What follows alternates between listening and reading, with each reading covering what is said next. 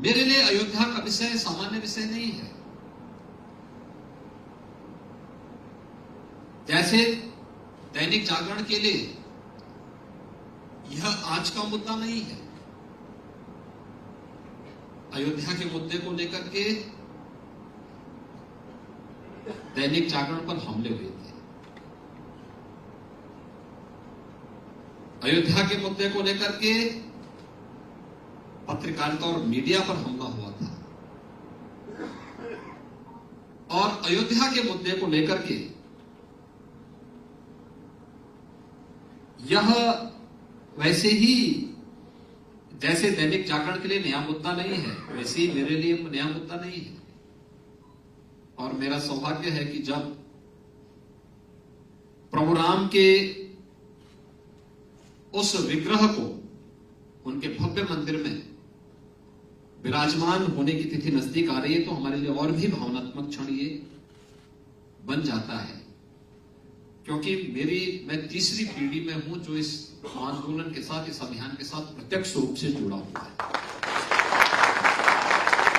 स्वाभाविक रूप से हम पहले दिन से इस बारे में मानते थे। आज राष्ट्रीय युवा दिवस है, स्वामी विवेकानंद की पावन जयंती। वैश्विक मंच पर स्वामी विवेकानंद ने भारत को एक पहचान दिलाई। उस कालखंड में जब भारत में एक इस प्रकार की कुंठा निवास कर रही थी कि अब कुछ नहीं हो सकता, क्योंकि 1857 की प्रथम स्वतंत्र समर की उस समय की ब्रिटानिया हुकूमत के द्वारा जो क्रूरता बरती जा रही थी, जिस प्रकार से कहर बरपाया जा रहा था, क्रांतिकारियों और जहां से भी देश की आजादी के लिए आवाज थी, उन पर जिस प्रकार के अत्याचार हो रहे थे, आम जनमानस के मन में बात आ गई थी कि गुलामी अब हमारी दास्तां इस सदैव के लिए बन चुकी है, हमारी नियति बन चुकी है। उस कालखंड में स्वामी विवेकानंद का जन्म होता है और स्वामी विवेकानंद ने उस समय के युवाओं के लिए एक नई प्रेरणा दी थी, भारतवासियों के लिए एक नई प्रेरणा दी थी। उठो, जागो और लक्ष्य की प्राप्ति तक निरंतर प्रयास करो। हम लोग भी इस बात को मानते थे। अयोध्या में प्रभु तो सर्वव्यापी है, हमें तो निमित्त मात्र बनना है। और अयोध्या का संघर्ष एकमात्र ऐसा संघर्ष है जो 1528 से लेकर के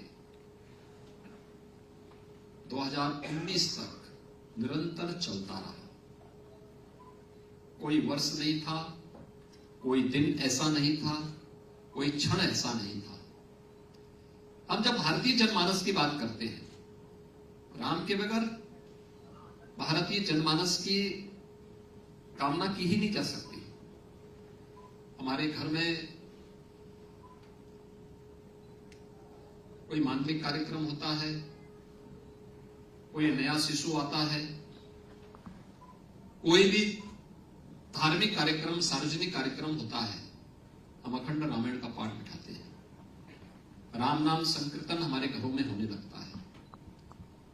उठते हैं तो राम का नाम स्मरण करते हैं, जागते हैं राम का नाम स्मरण करते हैं, खेतों में कार्य करते हैं राम का नाम स्मरण करते हैं, व्यवसाय करते हैं राम का नाम स्मरण करते हैं। जीवन का कोई कार्य ऐसा नहीं, जीवन का कोई काम ऐसा नहीं जो राम के बगैर होता हो। और यही नहीं, अंतिम यात्रा भी राम के ही नाम पर निकलती है। दुनिया के अंदर कहीं नहीं होता है, ये केवल भारत के अंदर हुआ है। तो राम जहां पर श्वास श्वास में बसे हो,